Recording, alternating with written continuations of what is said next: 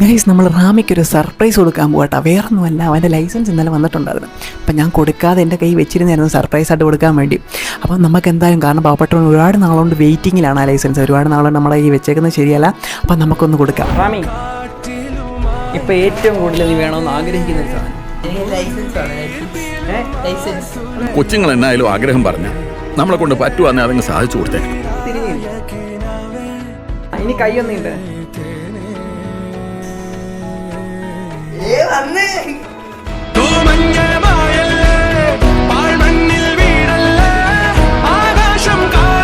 ഇതിൻ്റെ പിന്നിലെ എല്ലാം സൂത്രധാര വേറെ ആരുമല്ല. ദാ ഇന്നലെ വന്നിട്ട് ഉമ്മ കൊടുക്കണ്ട, സർപ്രൈസായിട്ട് നമുക്ക് കൊടുക്കാമെന്ന് പ്ലാൻ ചെയ്ത ഉമ്മയായിരുന്നു. കാരണം എൻ്റെ ലൈസൻസും സർപ്രൈസായിട്ട് എടുക്കുന്നത് എൻ്റെ ഉമ്മയായിരുന്നു കേട്ടോ.